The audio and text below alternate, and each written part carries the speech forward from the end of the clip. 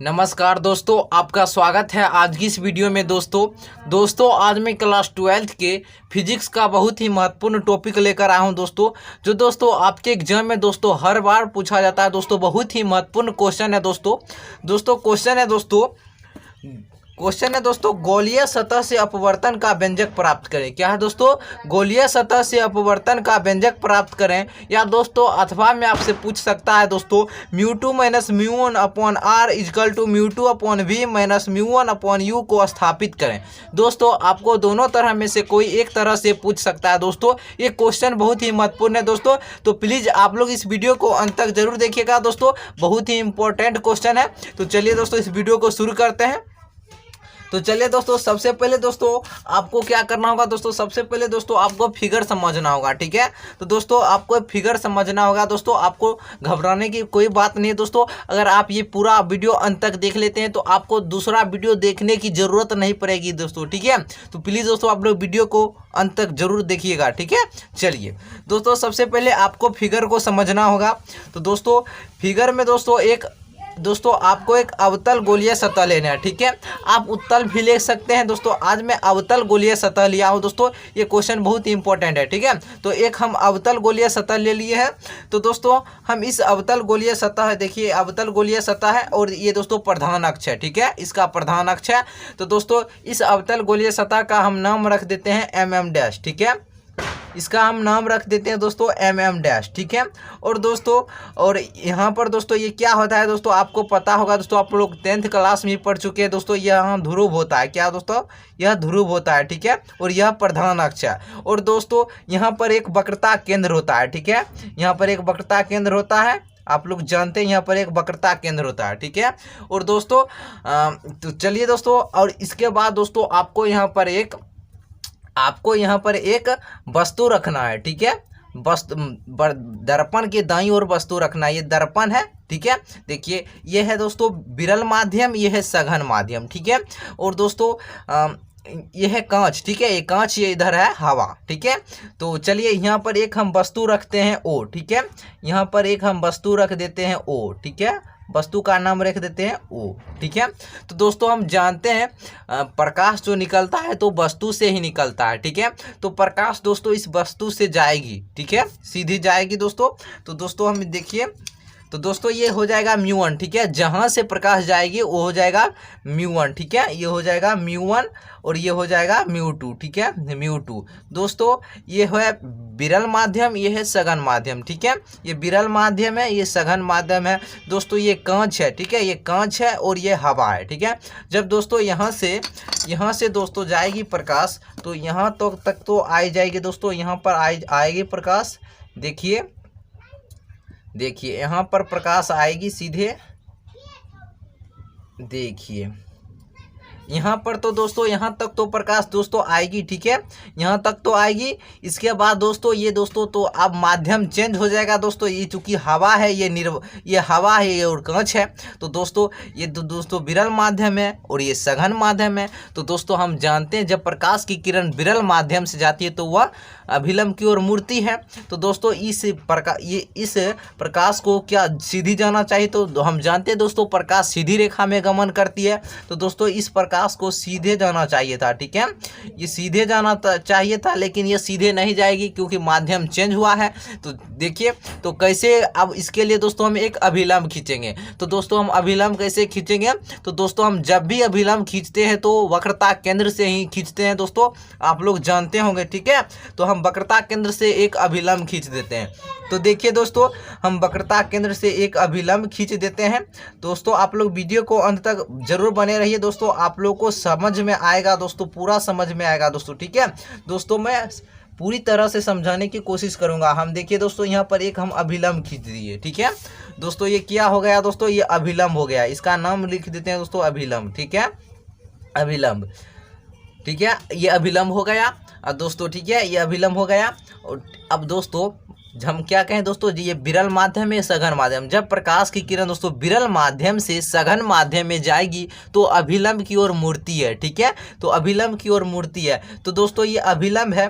तो ये प्रकाश की किरण इधर सीधी रेखा में जा रही है, लेकिन ये सीधी में नहीं जाएगी क्योंकि माध्यम चेंज हुआ है। तो दोस्तों ये अभिलंब की ओर मुड़ेगी। तो दोस्तों देखिए हल्का सा अभिलंब की ओर दोस्तों हम देखिए इस प्रकाश की किरण को हम देते हैं मुड़ा घुमा, ठीक है। हल्का सा देते हैं इसके ओर मुड़ा, देखिए अभिलंब की ओर मुड़ गया।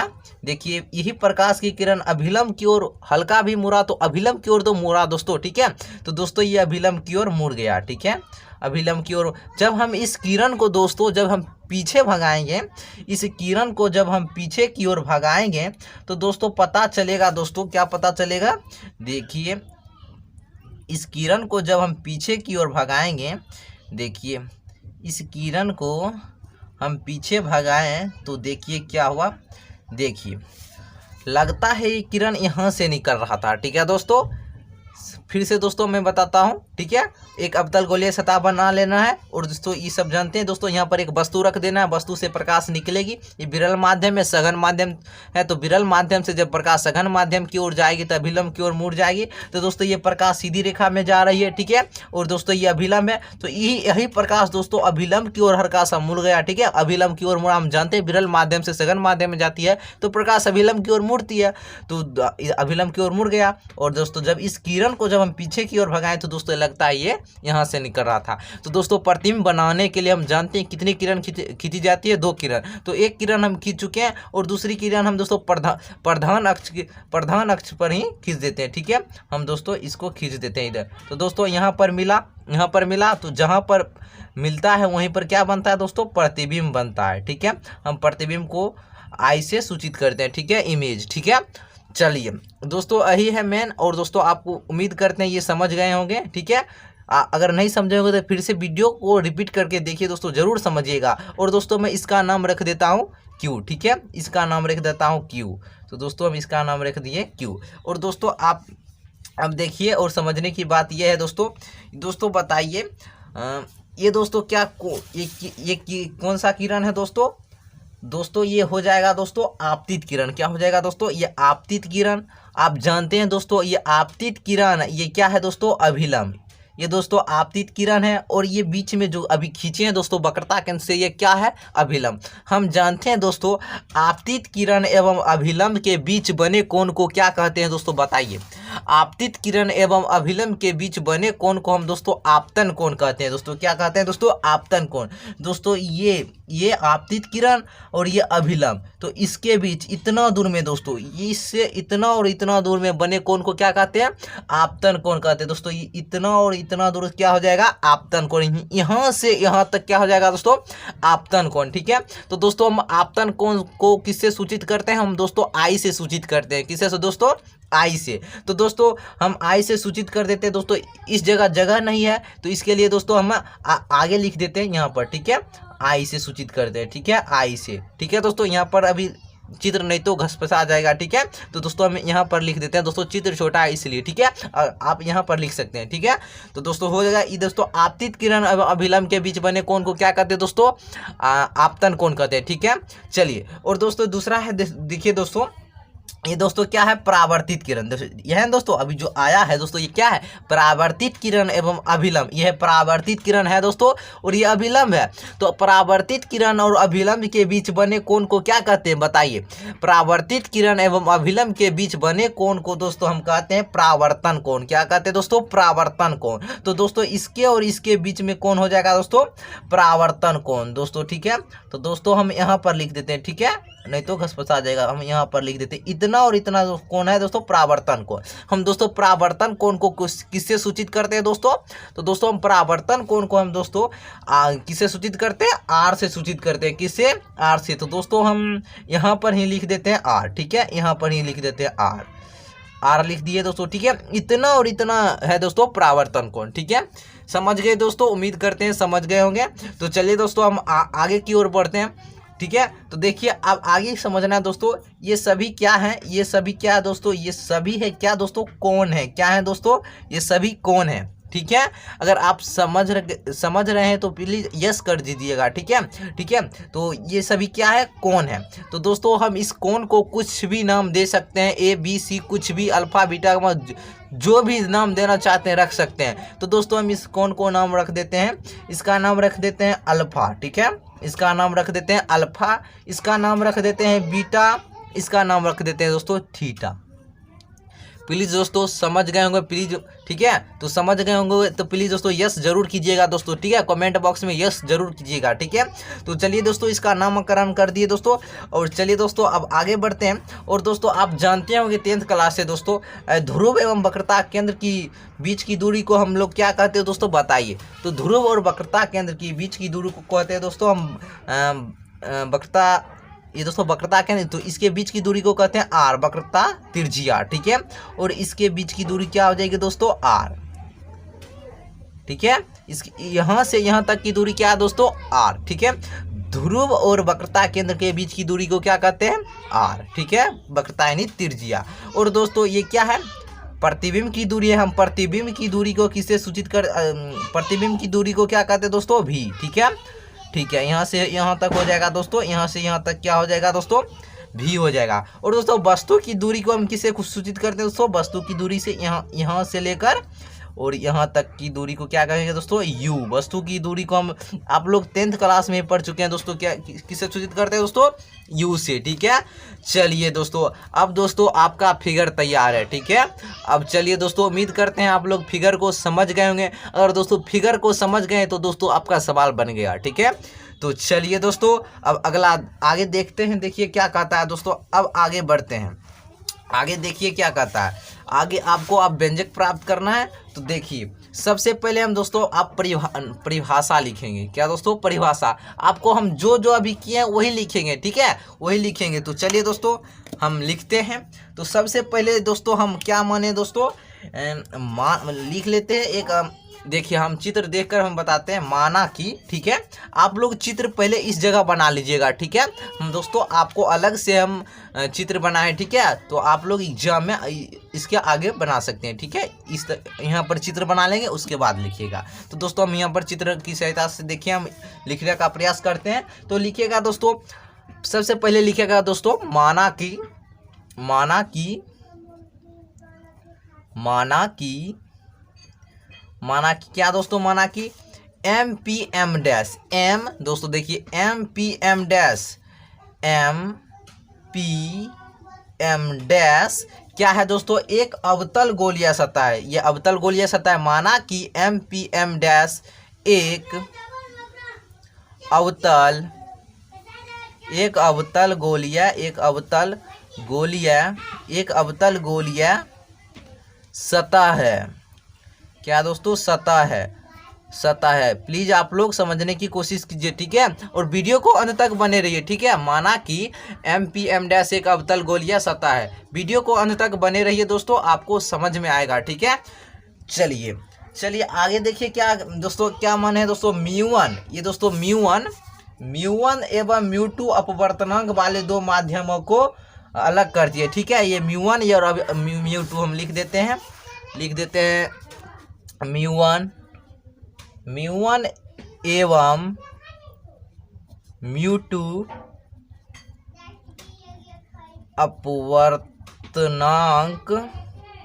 अपवर्तनांक वाले दो माध्यमों को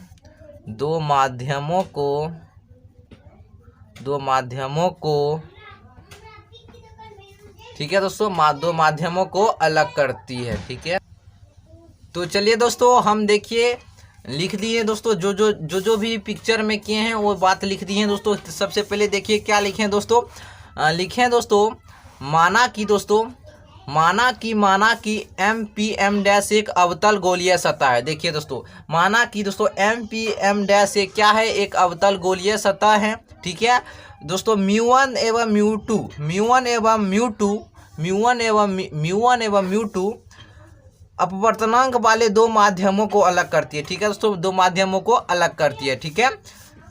गोलीय सतह के प्रधान अक्ष पर वो कोई बिंदु वस्तु स्थित है। देखिए दोस्तों गोलीय सतह के प्रधान अक्ष पर, ये प्रधान अक्ष है, प्रधान अक्ष पर ओ कोई दोस्तों देखिए बिंदु है दोस्तों, बिंदु वस्तु स्थित है, ठीक है, स्थित है, जिसका प्रतिबिंब आई पर प्राप्त होता है। देखिए दोस्तों इसका प्रतिबिंब कहाँ पर प्राप्त होता है, आई पर, ठीक है।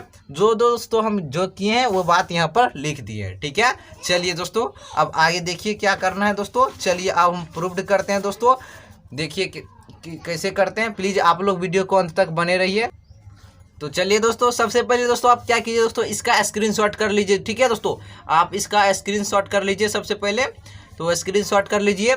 चलिए ठीक है, चलिए अब आगे बढ़ते हैं, प्रूव्ड करते हैं। चलिए दोस्तों सबसे पहले हम चित्र को बगल में रख लेते हैं, ठीक है। चलिए ठीक है, देखिए सबसे पहले दोस्तों आप चित्र को देखिए। चित्र में देखिए दोस्तों त्रिभुज ओ सी क्यू से, चलिए ठीक है,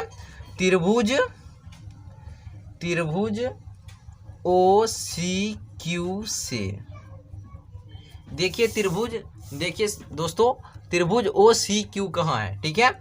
ओ देखिए ओ सी क्यू, इस त्रिभुज के देखिए, इस त्रिभुज को देखिए दोस्तों। आपको दिक्कत आ रही है तो दोस्तों देखिए त्रिभुज में अलग से देखिए, आपको ये समझ में आता होगा, ठीक है। त्रिभुज ओ सी क्यू से दोस्तों यही है दोस्तों, ओ सी क्यू। दोस्तों मैं इसको बाहर से आपको मैं बनाया हूं दोस्तों आपके लिए, ठीक है, तो आपको दिक्कत नहीं होगा समझने के लिए, ठीक है। तो मैं दोस्तों ओ सी क्यू दोस्तों यही त्रिभुज है ओ सी क्यू, ठीक है। तो दोस्तों मैं इसको साइड में रखता हूँ, देखिए इसको दोस्तों। तो दोस्तों ओ सी क्यू में देखिए दोस्तों ये अल्फा था दोस्तों, ओ सी अल्फा, और ये थीटा था, और ये क्यू था, ठीक है। तो दोस्तों अब देखिए इस त्रिभुज को दोस्तों, इस त्रिभुज में क्या दोस्तों, ये दोस्तों थीटा है दोस्तों, ये थीटा क्या है दोस्तों, ये दोस्तों क्या है, बहिष्कोण है दोस्तों। आप लोग 9th क्लास में पढ़ चुके हैं दोस्तों, ये क्या है थीटा, बहिष्कोण दोस्तों उसे कहते हैं दोस्तों, वो त्रिभुज के अंतः दोनों कोणों के योग के बराबर होता है, ठीक है। मतलब दोस्तों कि अगर बहिष्कोण थीटा है दोस्तों, ये थीटा, तो दोस्तों हम अंतः इसका हो जाएगा दोस्तों अल्फा प्लस आई, ठीक है। यही है दोस्तों बहिष्कोण, ठीक है। बहिष्कोण उसे कहेंगे दोस्तों त्रिभुज के अंतः दोनों कोणों को योग के बराबर होता है, उसे दोस्तों बहिष्कोण कहते हैं, ठीक है। तो दोस्तों तो इसके अंदर ये हो जाएगा दोस्तों थीटा बराबर हो जाएगा तो अल्फा प्लस आई, ठीक है। योग मतलब होता है जोड़, इसलिए जोड़ दिए, ठीक है। तो चलिए त्रिभुज ओ सी क्यू से हम चलते हैं। तो त्रिभुज ओ सी क्यू में देखिए तो थीटा बराबर हो जाएगा दोस्तों क्या, तो थीटा बराबर हो जाएगा दोस्तों, थीटा बराबर हो जाएगा अल्फा प्लस आई, ठीक है। तो दोस्तों हम यहाँ से दोस्तों हम आई का मान निकाल लेते हैं, ठीक है दोस्तों, हम आई का मान निकाल लेते हैं। तो देखिए तो दोस्तों हम इसको इस तरह भी लिख सकते हैं दोस्तों, हम इसको इस तरह भी लिख सकते हैं अल्फा प्लस आई बराबर थीटा, इस तरह लिख सकते हैं दोस्तों, ठीक है। और देखिए और दोस्तों हम यहाँ से आई का मान निकालना है, तो हम आई पहले लिख लेंगे, आई अब बराबर दे देना, बराबर में जितना है उतना लिख देना है थीटा, और ये दोस्तों क्या है प्लस में, ये प्लस में है इधर, तो प्लस में ये बराबर की इधर आ जाएगा, तो क्या हो जाएगा माइनस, तो प्लस में है तो इधर आ जाएगा, हो जाएगा माइनस, ठीक है। तो आई का मान दोस्तों निकल गया कितना, थीटा माइनस अल्फा। चलिए दोस्तों पुनः दोस्तों दूसरा त्रिभुज में देखिए दोस्तों, हम पुनः दोस्तों दूसरा त्रिभुज में देखते हैं। तो देखिए पुनः दूसरा त्रिभुज क्या है दोस्तों, आई क्यू सी से, चलिए दोस्तों आई क्यू सी से, ठीक है। तो देखिए दोस्तों इसके लिए मैं भी दूसरा बनाया हूँ, देखिए त्रिभुज दोस्तों, त्रिभुज आई दोस्तों आई क्यू सी से, ठीक है। त्रिभुज आई क्यू सी से, त्रिभुज आई क्यू सी से, ठीक है दोस्तों यही है, ठीक है। तो देखिए तो इसमें है दोस्तों, बताइए इसमें आप समझ गए होंगे दोस्तों, ठीक है। तो दोस्तों इसका बहिष्कोण क्या है दोस्तों, तो इसका बहिष्कोण है थीटा, तो थीटा फिर हो जाएगा दोस्तों त्रिभुज के अंतः दोनों कोणों के योग के बराबर होता है। तो कर दीजिए दोस्तों, क्या हो जाएगा दोस्तों, तो बीटा थीटा बराबर हो जाएगा दोस्तों बीटा प्लस आर, ठीक है। चलिए हम इसको कर देते हैं।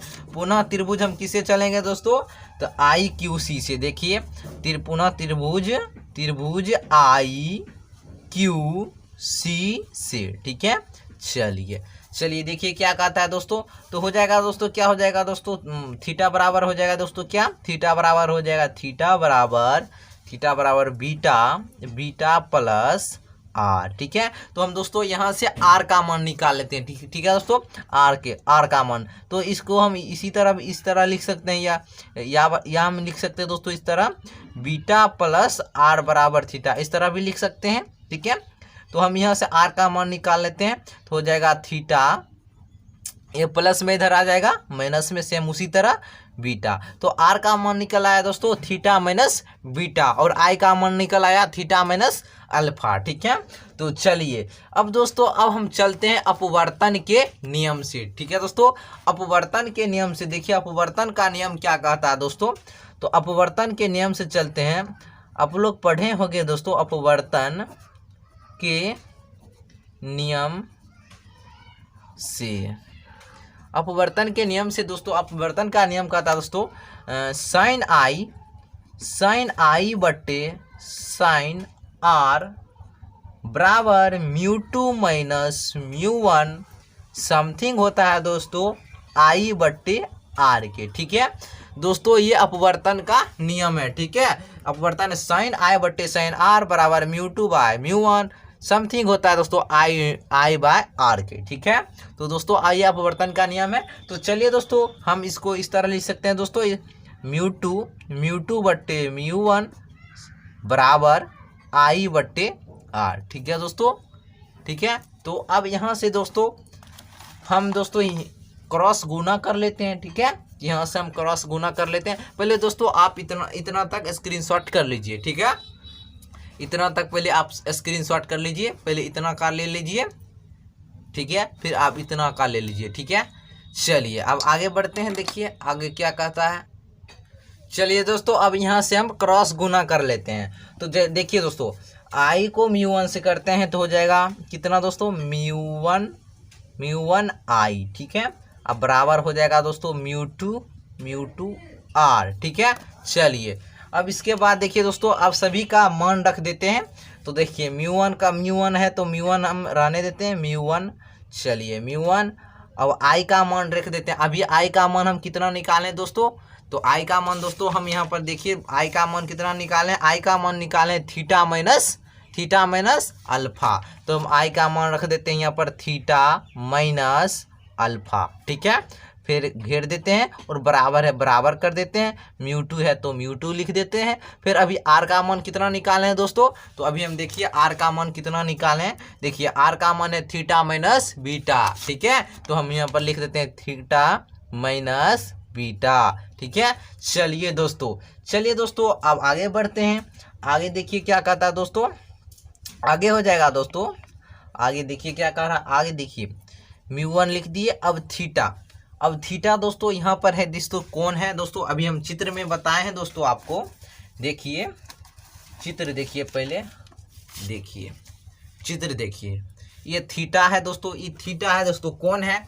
तो दोस्तों आप लोग 9th क्लास में पढ़े होंगे दोस्तों कोण बराबर क्या होता है, कोण बराबर क्या होता है दोस्तों, चाप बट्टे त्रिज्या। ठीक है, कोण बराबर क्या होता है दोस्तों, कोण बराबर दोस्तों होता है, कोण बराबर होता है दोस्तों चाप बटे त्रिज्या। ठीक है, त्रिज्या आप लोग पढ़े होंगे दोस्तों 9th क्लास में, कोण बराबर क्या होता है, चाप बटे त्रिज्या। तो देखिए ये थीटा है दोस्तों, ये थीटा है, तो ये थीटा के लिए दोस्तों चाप क्या है दोस्तों, तो चाप हो जाएगा दोस्तों थीटा के लिए पी क्यू। ठीक है, तो हम लिख देते हैं इस थीटा के जगह क्या लिख देंगे दोस्तों, पी क्यू। ठीक है, तो हम लिख दिए पी क्यू। ठीक है, बटे आप लोग ये दोस्तों 9th क्लास में पढ़ चुके हैं, कोण बराबर होता है चाप बटे त्रिज्या। आप लोग अभी से भी याद कर सकते हैं, कोण बराबर होता है चाप बटे त्रिज्या।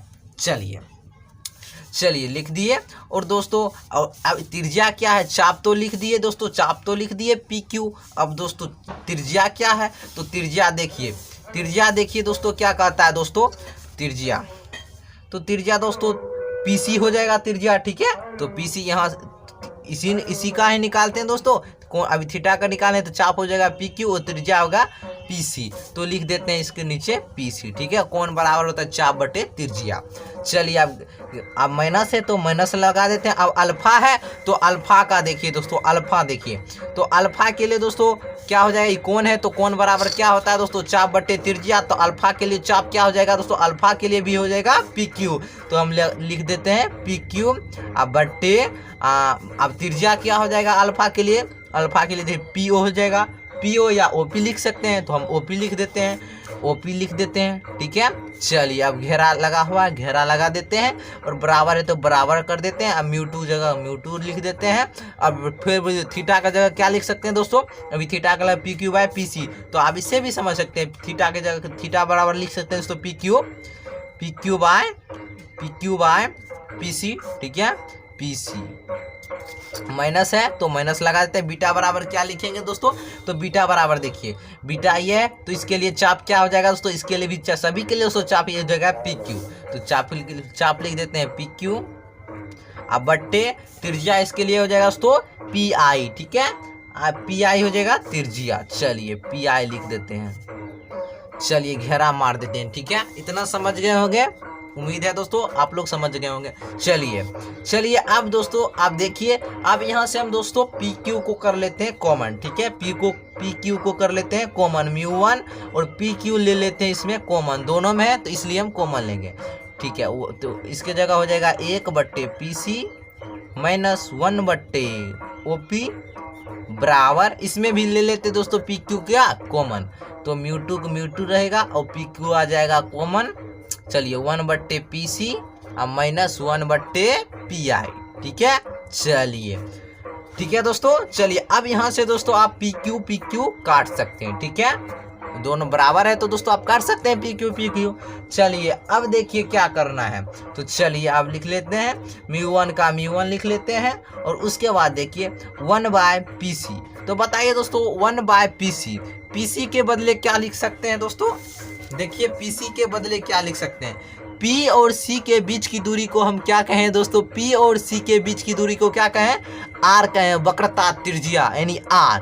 तो हम P और C के बदले क्या लिख सकते हैं, R। तो दोस्तों हम R यहाँ पर लिख देते हैं। तो दोस्तों यहाँ पर R हम माइनस में लिखेंगे, किसमें दोस्तों, माइनस में। क्यों दोस्तों माइनस में लिखेंगे, तो दोस्तों क्योंकि ये बाईं ओर है, बाईं ओर की दूरी ऋणात्मक होती है दोस्तों। ठीक है, बाईं ओर की दूरी ऋणात्मक होती है। अगर आप लोग देखिए, अगर चतुर्थांश देखिए, इधर का होता है दोस्तों माइनस, इधर का होता है दोस्तों प्लस, ऊपर का भी प्लस होता है और ये इस इधर साइड होता है माइनस। तो बाईं ओर की दूरी किस में होती है दोस्तों, ऋणात्मक में। तो दोस्तों इसलिए हम यहाँ पर माइनस लगाए। ठीक है, चलिए इसके बाद माइनस है तो माइनस लगा देते हैं 1 बाय ओ पी। तो ओ पी को हम क्या लिख सकते हैं दोस्तों, ओ और पी की दूरी को हम क्या लिख सकते हैं, देखिए ओ और पी की दूरी को लिखें यू। तो यू किस में लिखेंगे दोस्तों, आप ही बताइए। यू लिखेंगे दोस्तों माइनस में, किस में, क्योंकि दोस्तों ये दर्पण के बाईं ओर है तो इसलिए हम माइनस में लिखेंगे। और दोस्तों ठीक है, अब घेरा लगा देते हैं। ठीक है दोस्तों, चलिए बराबर है तो बराबर लिख देते हैं, म्यू2 है तो म्यू2 लिख देते हैं। चलिए 1 बाय पी सी, अब ये दोस्तों पीसी के बदले क्या लिखेंगे, आर, किसमें दोस्तों, माइनस में। ठीक है, माइनस तो माइनस 1 बाय पी आई। तो पी आई बताइए दोस्तों, पी और आई की दूरी क्या लिखेंगे, भी, किसमें दोस्तों, माइनस में लिखेंगे। घेरा है तो घेरा। ठीक है, तो चलिए दोस्तों अब हम कर लेते हैं दोस्तों, ये माइनस हो जाएगा प्लस, ये माइनस हो जाएगा प्लस। ठीक है दोस्तों, चलिए अब हम लिख लेते हैं दोस्तों, चलिए म्यू1 1 बाय हम लिख लेते हैं माइनस आर अब प्लस 1 बाय यू, ये माइनस प्लस हो जाए दोस्तों। ठीक है, बराबर लिख देते हैं mu two by 1 by minus R plus हो जाएगा 1 बाय भी। ठीक है, ठीक है दोस्तों, समझ रहे हैं। चलिए दोस्तों अब देखिए क्या करना है। तो सबसे पहले दोस्तों अब हम कर लेते हैं दोस्तों ये म्यू, अब इसमें गुना कर देते हैं। ठीक है दोस्तों, अब ये म्यू1 को 1 से गुना कीजिएगा। ठीक है, अब म्यू1 को कर देते हैं 1 से गुना, तो हो जाएगा म्यू1 बट्टे माइनस आर। ठीक है, फिर है प्लस, तो प्लस म्यू1 को 1 से गुना करेंगे तो हो जाएगा म्यू1 बट्टे यू, हो जाएगा बराबर। अब म्यू2 को 1 से गुना कीजिए तो हो जाएगा म्यू2 बट्टे माइनस आर प्लस हो जाएगा म्यू2 बट्टे भी। ठीक है दोस्तों, म्यू2 बट्टे भी। चलिए दोस्तों अब आगे बढ़ते हैं। देखिए आगे क्या कहता है दोस्तों, आगे देखिए क्या कह रहा है। देखिए आगे दोस्तों अब हम यहाँ पर अब हो गया दोस्तों। अब देखिए क्या करना है। अब दोस्तों आप सेटिंग कर लीजिए सही से। ठीक है, तो दोस्तों हम कर लेते हैं दोस्तों। पहले यहाँ पर लिख देते हैं म्यू2 बट्टे आर। ठीक है, कैसे दोस्तों, ये माइनस में इधर आ जाएगा प्लस में। ठीक है, हम जोड़ी वाले को जोड़ी साथ मिला लेते हैं और ये माइनस में है तो माइनस लिख लेते हैं म्यू1 बट्टे आर। ठीक है, चलिए अब बराबर कर देते हैं दोस्तों। बराबर में जो है उसको लिख देते हैं म्यू2 बट्टे भी। ये दोस्तों किसमें प्लस में इधर आ जाएगा दोस्तों, ये प्लस में इधर आ जाएगा माइनस में म्यू1 बट्टे यू। ठीक है, चलिए अब हो गया दोस्तों। आप इसको लिख सकते हैं इस तरह। अब इसमें लॉसो ले लीजिए, इसका हो जाएगा आर। ठीक है, चलिए पहले दोस्तों आप इतना अति कर लीजिए, स्क्रीनशॉट कर लीजिए इतना का। देखिए स्क्रीनशॉट कर लीजिए दोस्तों, स्क्रीनशॉट इतना कर लीजिए। चलिए अगला आप इतना तक कर लीजिए स्क्रीनशॉट। और दोस्तों मैं यहाँ पर बता देता हूँ साइड में, बस अब खत्म है। ठीक है, चलिए यहाँ पर हम साइड में बता देता हूँ। चलिए यहाँ पर इसका लॉस हो जाएगा दोस्तों कितना, इसका लॉस हो जाएगा आर। ठीक है, और आप लॉस कर लीजिएगा म्यू2 माइनस हो जाएगा म्यू1।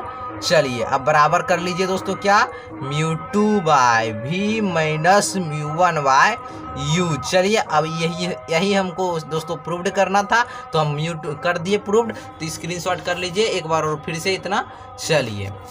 चलिए और देखिए दोस्तों हमको यही प्रूव्ड करना था तो हम ये प्रूव्ड कर दिए। ठीक है, देखिए ये प्रूव्ड करना था तो हम कर दिए। ठीक है, तो चलिए दोस्तों अगर वीडियो पसंद आया हो तो प्लीज़ दोस्तों आप लोग वीडियो को जरूर लाइक कीजिएगा दोस्तों। अगर जो भी दोस्तों सवाल आपको दिक्कत बुझा रहा है तो मेरे को कमेंट बॉक्स में पूछ सकते हैं और मैं उसका सोल्यूशन जरूर बताऊँगा। ठीक है, चलिए दोस्तों फिर मिलते हैं अगली वीडियो में, तब तक के लिए जय हिंद, जय भारत, वंदे मातरम।